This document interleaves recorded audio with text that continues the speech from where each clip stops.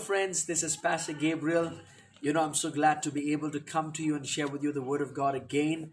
This is the seventh day of our lockdown, and I know you're at home spending time with your family and doing the regular thing like all of us are doing at home.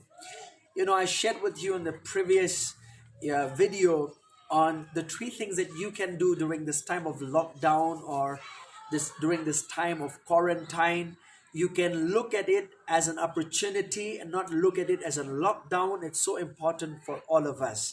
Firstly, I said you need to draw closer to God. And what I mean by that is, this is a good amount of time with all the busy schedule you had in your life, with in the fast world we live in, with a lot of things that is going on in our life. It is so good for us. I mean, to have this opportunity where we can spend a qualitative time and a quantitative time with the Lord in prayer, in worship, and there's a lot of things that you can do as you deepen your relationship with Him, even during this time of lockdown. Secondly, I said it's important for us to spend a qualitative time with our family. We're a natural family. Our families is so important.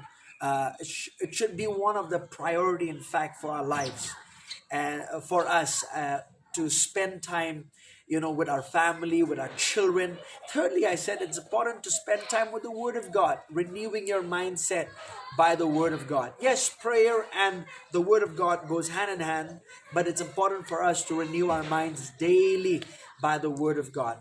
Fourthly, what you can do during this time of lockdown is this. You can develop your potential and your skills and your talents that God has given you inside of you.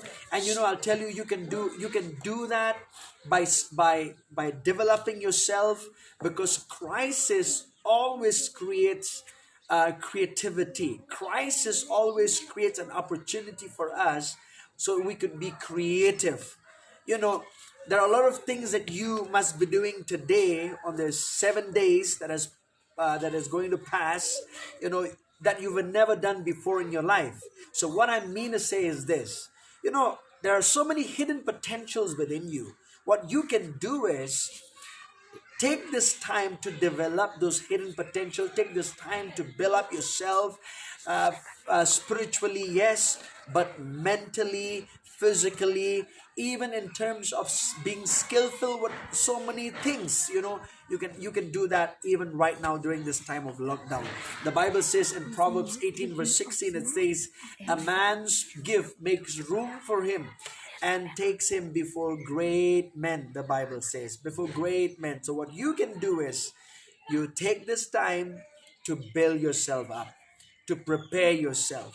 Number 5, it's important for us to prepare ourselves, because wisdom always prepares for the next season. This season of lockdown will come to an end. We have to be in a recovering mode, so to say, because to get back into the normalcy of life is going to take some time for us, because with 21 days of lockdown, a lot of habits must have been created, and we have to get back to the flow of what we would do usually in our life.